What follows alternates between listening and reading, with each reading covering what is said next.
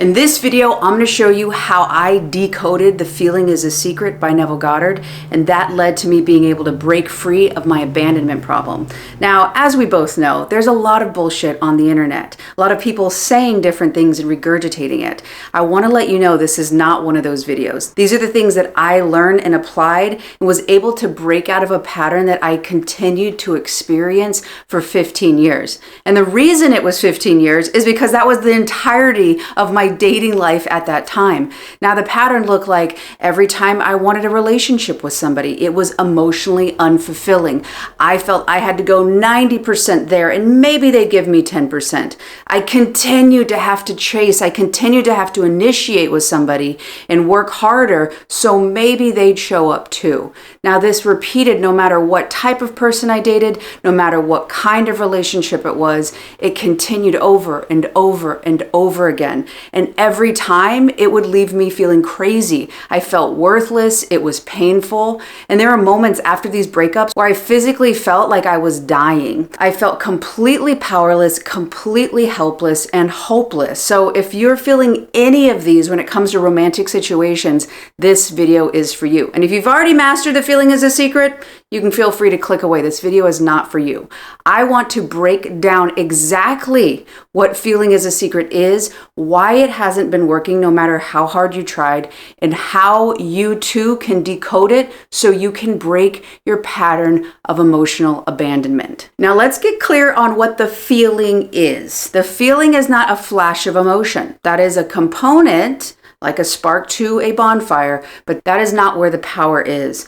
The feeling is a level of knowing. It's a level of self-concept. It's a level of consciousness. And I want to share with you a quote by Neville so you can really understand where lasting change is actually created. So the quote is, "Consciousness is the one and only reality, not figuratively, but actually."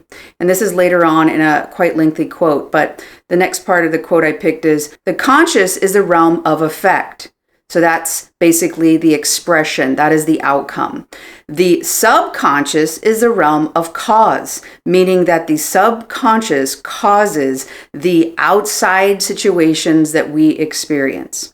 And a little bit later in this quote, he says, "By this law, first conceiving an idea, which happens in the mind, then impressing the idea conceived on the subconscious," meaning that it is impressed at the sensation level, the feeling level.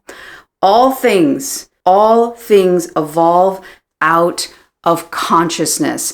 And this is where so many people get it wrong and so many people waste so much energy, and maybe you're resonating with this. I did it for multiple years. Even after I heard about this, I didn't know what he was saying. I didn't know how to apply it. So I just kept dumping energy and trying, seeing the same result and feeling like a loser, feeling worthless and feeling hopeless because I'm trying and nothing's changing. But the reason that was happening is because I was thinking of that other level of consciousness, thinking of those feelings, but I wasn't actually feeling them.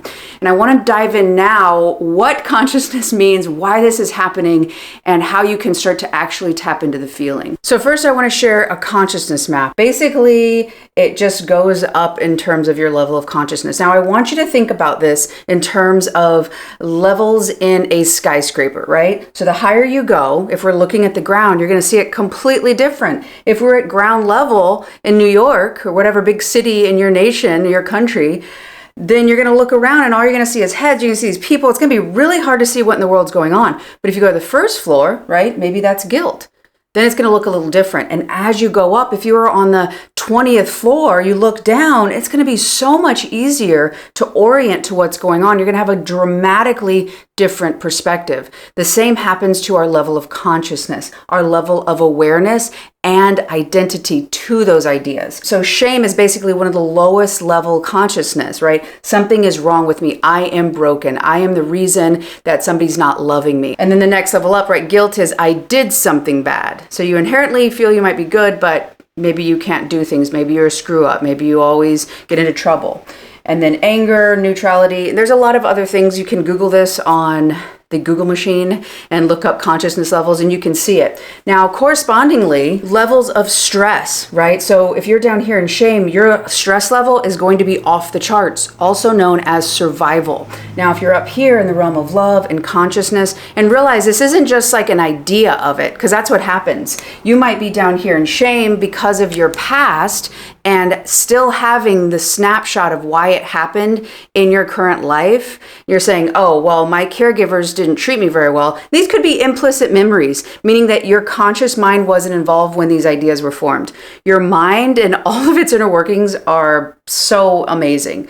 But if you're down here in shame, you could perceive that everyone's going to abandon you because something's wrong with you. Your level of stress is off the chart. You continue to attract more situations, people, and opportunities who are going to cause more stress, or that's just what you perceive of. Now, as you move up the level of consciousness, you're going to have lower and lower stress, meaning that you're actually in the realm of creativity. You can create your life because you're not running away internally from a bear or some huge threat that is compromising your survival. So the big thing here is that when you think about love, right, maybe that joy, right, this relationship could be up here and you're thinking of it, but you're way down here on the ground floor looking up at that 10th level thinking that would be nice. Man, if I was up there, it wouldn't suck so much. Man, if I could have that experience up there, I'd feel better about myself. But energetically, so Dr. Joe talks about, you can't even see it, but just trust me, feelings, thoughts, and actions is your state of being. Wherever your state of being is, it's going to be just like, oh, there we go.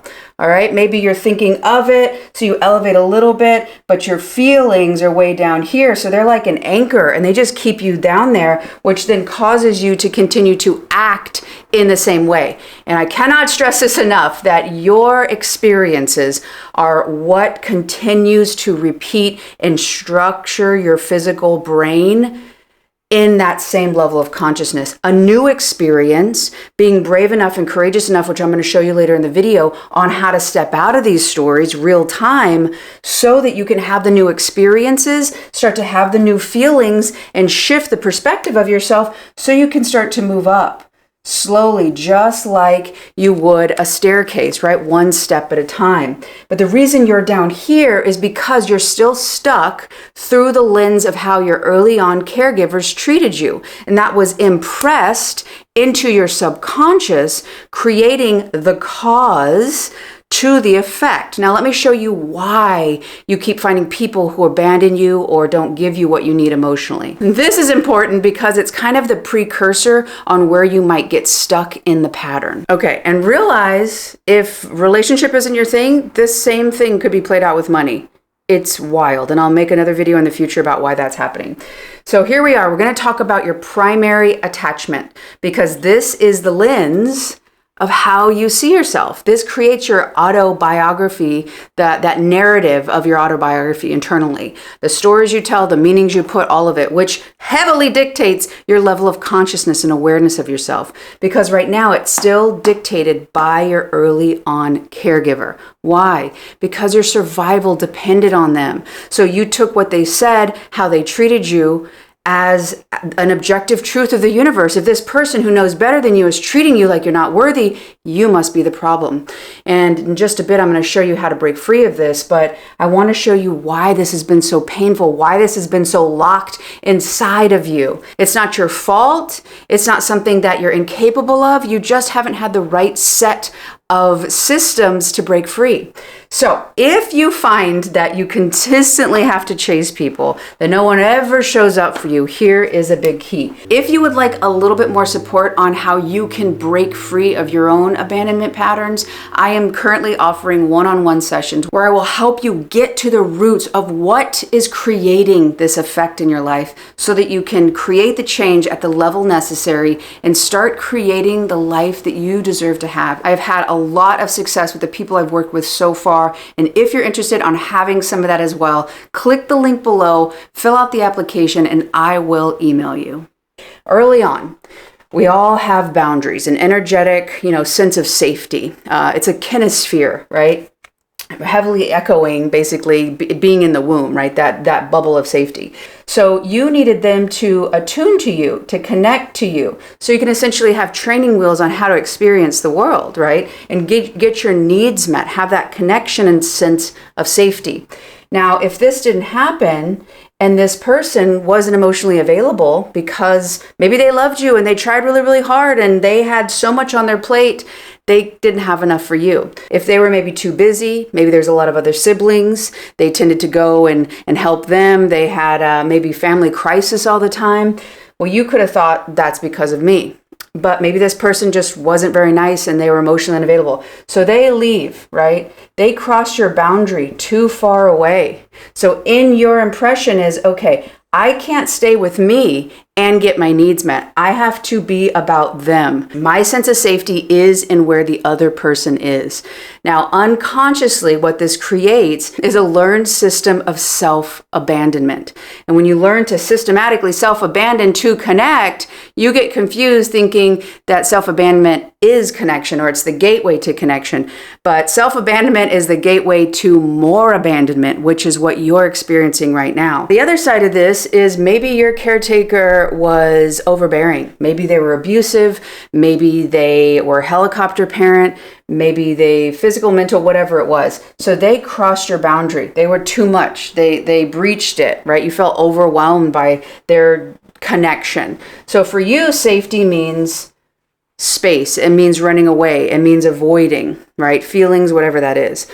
So this also too is self-abandonment because you want to connect, but it doesn't feel safe. So what we're really looking at when it comes to love and feeling the feeling is redefining and upgrading your sense of safety when it comes to connection. So if you've been trying to tap into the feeling and it feels scary, it feels terrible, and nothing's working, so you probably just think of the idea, or you're having a real hard time embodying it, this is why. Because as you go stepping that way, your body's like, the hell we will, that is dangerous. Are you crazy?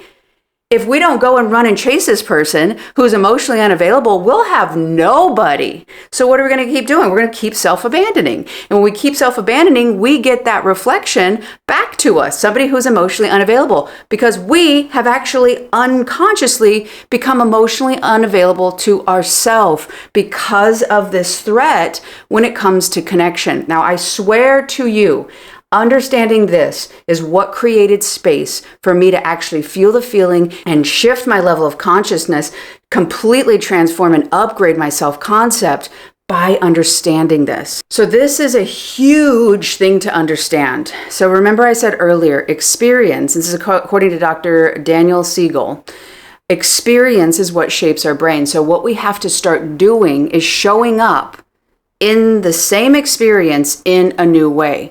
And we don't actually know if it's the same experience technically, because we have to be aware that our past, our brain, right, which is your imagination station, right, and then there's the feeling, which is your sense of safety. Your nervous system is your organ of perception. But it's going to be all entirely based on past experiences. And where's all of the rejection coming from? In the past. And we've got our anticipation machine, our brain, is going to say, okay, well, in the past, they left me. Okay, well, I better show up. I better prove it. And this is all my story. And then your body's saying, oh man, I already know what's going to happen. They're going to abandon me. They're not going to be interested. What can I do? How can I anticipate the future based on the past? And if you're in that, you're going to recreate the past. So what you've got to understand is this impulsive desire to basically insert what's ever going on. So for instance, maybe somebody I'm interested in romantically, maybe we were supposed to talk. Maybe we had plans and they said, okay, I'll call you with what time. And it's getting around the later in the day and I haven't heard from them. They're not calling. Okay, what meaning am I going to put there? Am I going to put the past and anticipate that they're not interested, they've rejected me, I'm not good enough, I'm not attractive? That's all based on meanings from the past. Am I going to tell that story?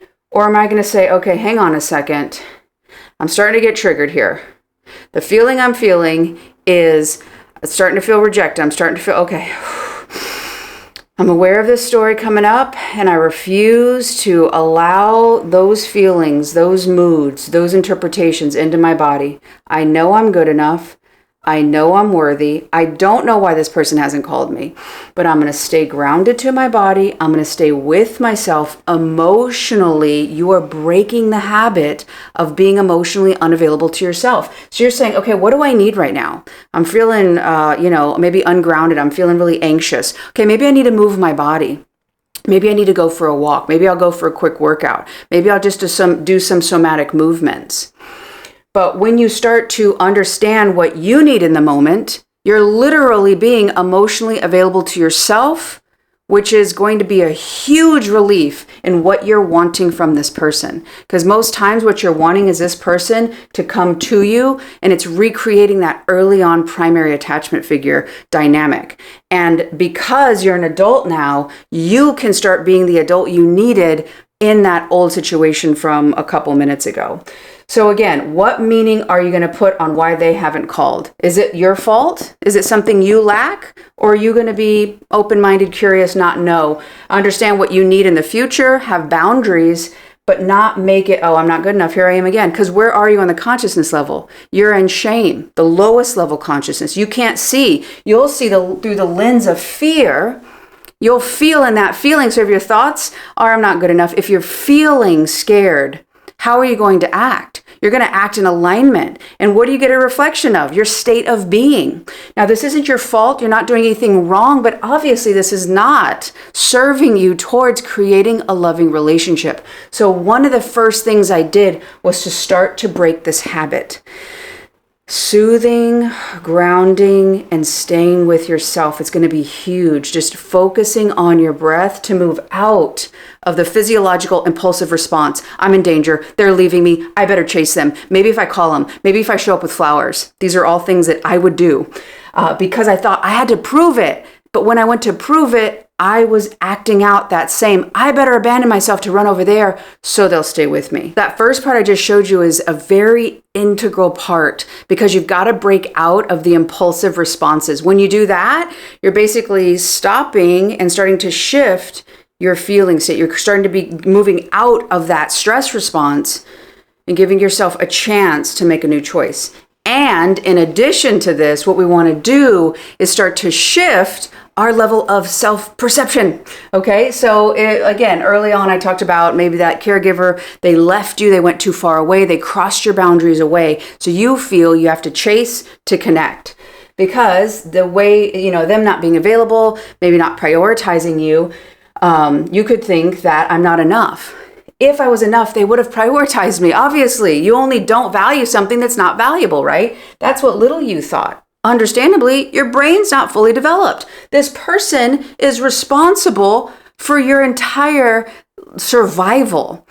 So you could have thought that. You could have thought, they're always going to leave. No matter what I do, no matter how hard I try, they're always going to leave. And that unless you go and chase the other, unless your focus is on them, hypervigilant, walking on eggshells. Okay, is this okay to say? Maybe I shouldn't say that. What do they want me to be? Who do I have to fragment and put into shadow so they'll love me? If not, I'll always be alone.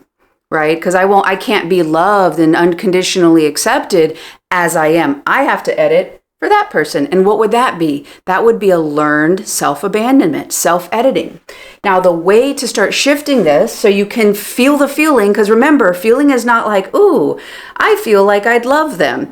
The feeling is having that knowing of yourself, feeling valuable, feeling that you are able to receive the love that you seek. But you might be thinking, if I could get that person, then I'll feel good enough. And then when I feel good enough, I'll feel better. But it works the opposite. It's always an inside out. So what I did is I started to see my experience that created the impulse to self-abandonment. I saw it differently. They always leave. Wow, that caregiver wasn't emotionally available, unfortunately. That is not our fault. But it is now our responsibility to heal. And in that healing, alchemizing the energy can create wounds into wisdom. And that wisdom can create an even deeper connection, better experience of relationships than you maybe were born with. So people don't always leave. they weren't available. And that's not because I wasn't enough. Maybe their emotional cup was full even before I was born, but it wasn't my fault. I'm not enough. I was always enough. I am inherently worthy. They might not have understood me. Maybe they were quite different from me, and their valuation of me is where I got stuck. But you know what? I'm actually seeing myself quite differently, and I'm releasing that this defines me and realize this is an opinion, an expectation, a judgment of somebody in the world. And I have my own. And when I have my own and those are higher than these, I have the copyrights to my own self-image, and I can evolve my level of consciousness, which Neville said, where everything is created, every experience. Remember those levels of consciousness. Each one of those is essentially experiences equal to that same level of consciousness. And I'll always be alone because people will always leave. No, when I learn to emotionally be available to myself, I attract people, circumstances, and opportunities that reflect my own worth of myself. And when I continue to let this go, that I cause them to leave and realize staying with myself, understanding myself, becoming emotionally available to myself, and seeing my whole entire perception of myself in that way, then I attract people who also see me that way. And as I do this, and I embrace my whole self and love that little me and completely shift my perspective of what it meant about me, of how I was treated early on, that essentially created a whole new universe of receiving love and tapping into the feeling because I knew that I was worthy. I knew that I deserved love, not because some opportunity came up and it made me see differently about myself. Because I saw myself differently through this process, I was able to perceive of new opportunities, in the moment respond differently, have new thoughts, have new feelings, and ultimately take new action, which ultimately completely shattered that old abandoning dynamic that I had, and also how I responded to disappointments and other painful events, massively different because I was emotionally available to myself. You can do this too because you deserve it and you are worth it. Now, if you want a little bit more help on how you can really change those assumptions, this next video right here is going to break it down exactly on how you can start doing this at the level that will create sustainable change. So check that out right here. Thank y'all so much for watching. I love you all, and I will see you on the next one.